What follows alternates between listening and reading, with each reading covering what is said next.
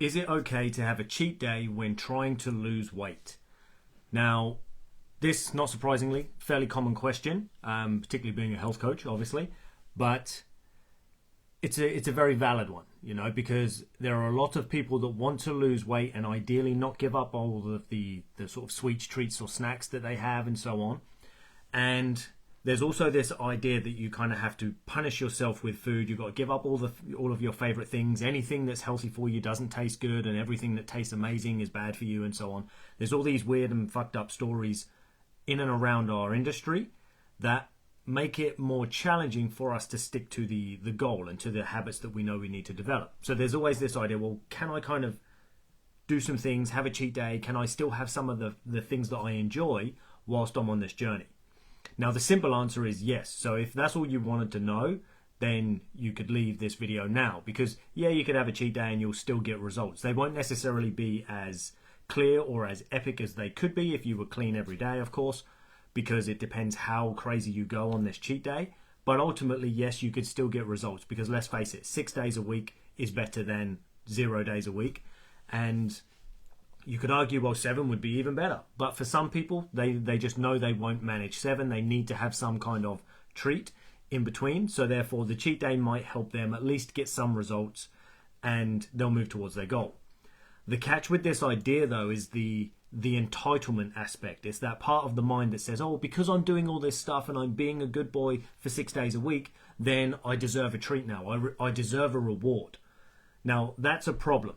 Now, I'm not saying you do or don't deserve a reward. What I'm saying is having this idea that because I've done something good, I am automatically entitled to a reward. Oh, because I ate well all week, I'm automatically entitled to a treat in terms of food, is potentially a bad thing.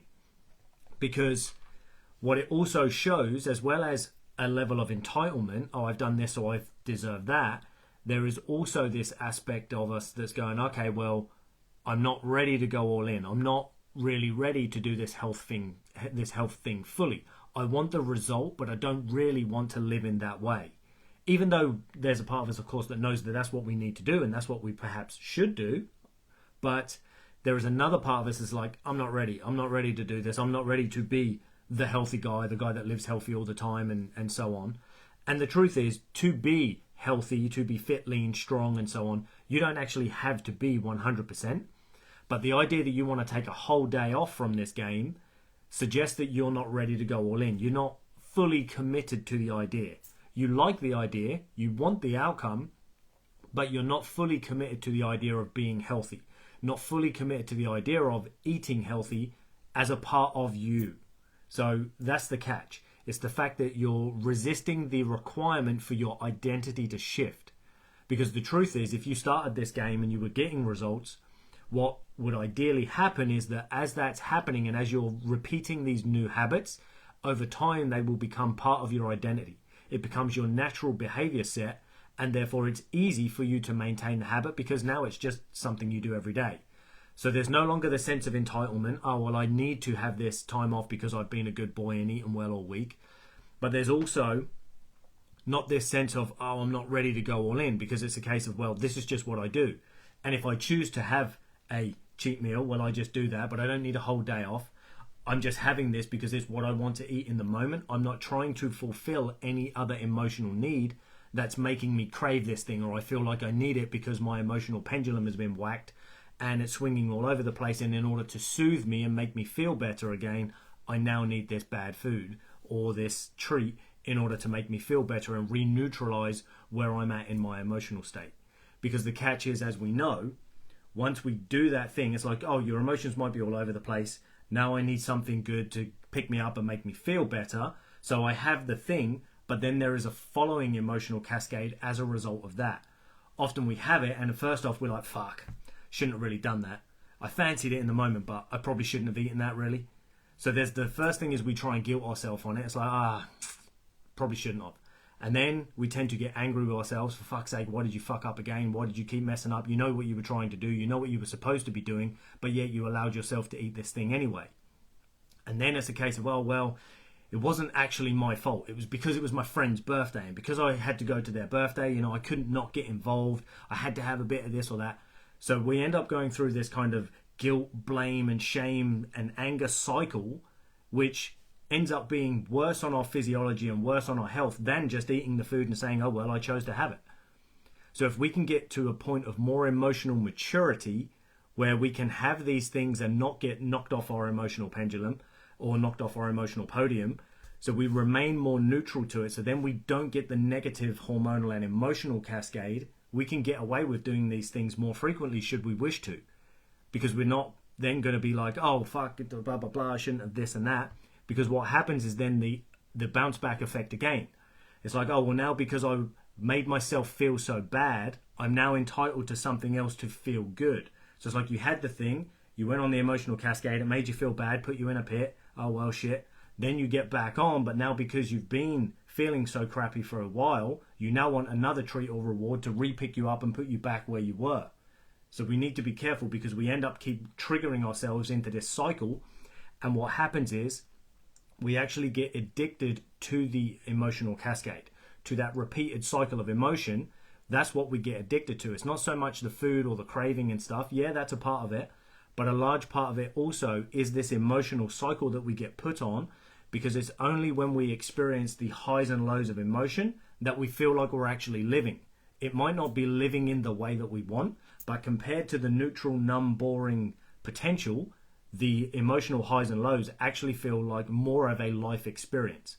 So we need to be careful, because sometimes that emotional cascade, all those peaks and troughs, are not actually serving us. They're not taking us to our goal. They might be keeping us stuck in a sense of living because, oh, well, I'm up and I'm down, I'm up and I'm down. So at least we are actually experiencing something. We're not just numb and neutral. But the catch is, for many of us, that cascade doesn't actually move us forward. We're literally just repeating this same circle. My coach calls it the karmic cul-de-sac, where you're essentially just in this loop of the same old bullshit over and over again, because what happens is you keep resetting your emotional state back to the point before the trigger, not beyond it. So that's why we need a process that we use over time to allow you to start resetting your emotional state beyond the trigger, beyond the entitlement, beyond the need for you to do these things and to have cheat days. Because if we can reset beyond it, well, then that trigger's not going to affect me anymore. It's not going to put me into this place where I feel like I need the treat in order to feel better. Yes, of course, like anything, takes a bit of time, takes a bit of practice, and it comes from an ability to learn to understand who we are. How do I operate? How do I show up? What things trigger me? What things piss me off? What things make me sad? What things make me angry or happy or joyful, and so on? Like, what things trigger my emotional responses? Because if I can understand what things do that, I can then choose how I respond to those particular emotional states.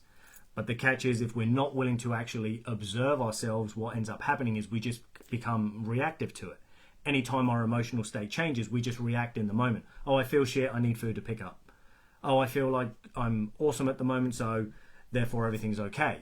And that's fine, but we just need to be careful and more conscious of how we're making ourselves feel, because often it's not just the world outside of us, it's how we respond to the world outside of us that causes those emotional reactions to be either bigger, smaller, or less, and so on. We've got to get very good at understanding how we are, how we show up, how we operate, and then it makes things like the weight loss much, much easier. And we don't really care about cheat days. It's, oh, do I need a cheat day? Do I want a cheat day? None of that becomes important anymore, because actually maintaining your happiness and the level of results that you're getting becomes more important than, can I have a cheat day? Can I make myself feel good through food, or through porn, or through binging Netflix, or through alcohol, or through drugs, and so on. So it's much easier if we allow ourselves to do that and actually get to understand who we are, how we show up, how we operate, how we react emotionally to these things. And then this whole food game becomes much easier. This whole exercise game is much easier because it's not driven from an emotional point.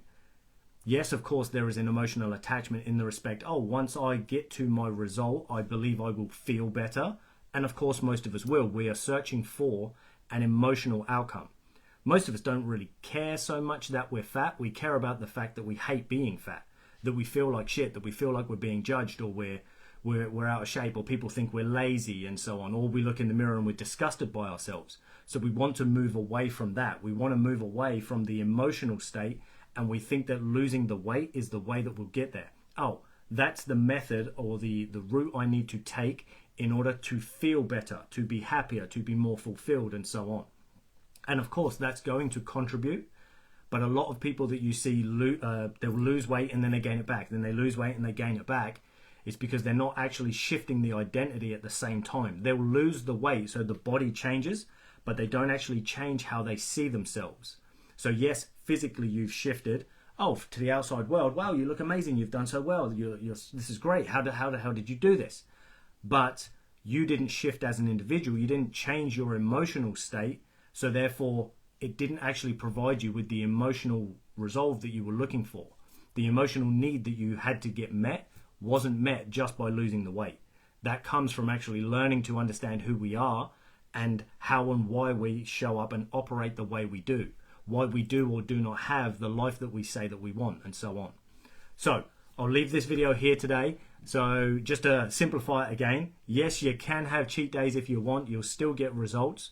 But the key really is to sit with yourself and identify why it is you really need that cheat day. Is it because of a sense of entitlement? Is it because you've got some shit that you're trying to deal with and you serve that through food and you don't want to give that up? Is it just because you don't want to live the healthy lifestyle? Like, there's lots of different reasons why you may not be wanting to fully go all in on the health game, and that's fine. But admit that to yourself, because once you admit it to yourself, it makes it much easier to decide where or what level you do or do not want to live at in order to get the results that you want. And of course, if you're not necessarily willing to go all in, well, then maybe sometimes we need to scale our goal back. Maybe we can't have the amazing body that we want, but perhaps we could have a good one. Perhaps we can't be ripped with a six-pack, but maybe we could actually just be lean and healthy, and so on.